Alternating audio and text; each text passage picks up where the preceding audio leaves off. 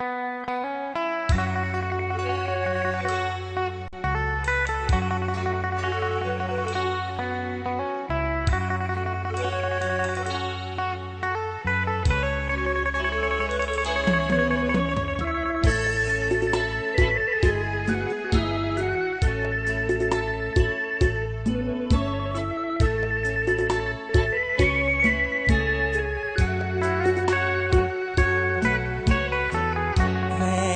ก่าเฮานั้นเขาแต่งงานแล้วแม้นใจจะแป้วแต่แล้วลืมน้องบ่ได้มันฟังในอกเหมือนตกหน้าโลกมกไหมถ้าพักยังฟังหัวใจให้ลืมน้องบ่ลงด้วยความห่วงใยอะไรอาวรณ์คิดถึงยามนอนภาพหลอนหัวใจพะวงคงเป็นอดีตเหมือนคมมีดฟังจิตตอกลงเป็นเสื้อเป็นทรงบอกตามตรงอายลืมบ่ได้คือโทษอดีตชีวิตที่เคยผ่านมา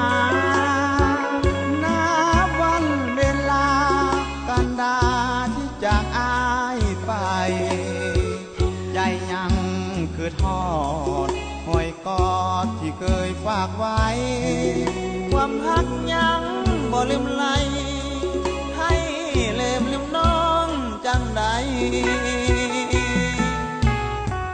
แฟนเก่าคนนี้มีใจ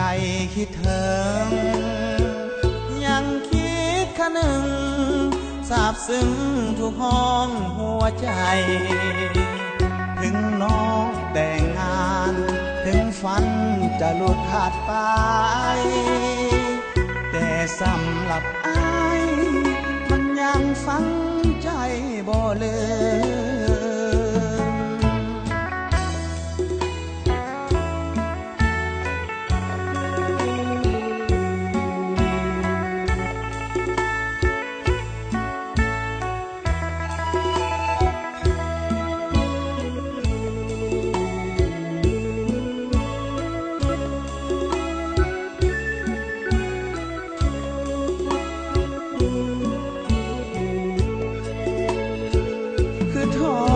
อดี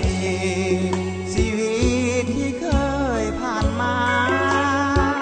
นับวันเวลากันดาที่จากอายไปใจยังคือทอ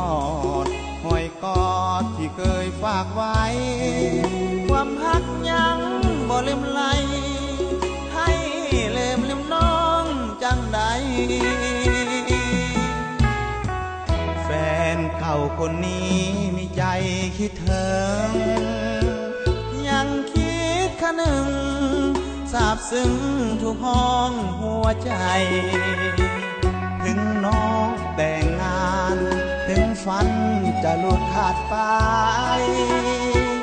แต่สำหรับอายมันยังฝังใจบ่ลืม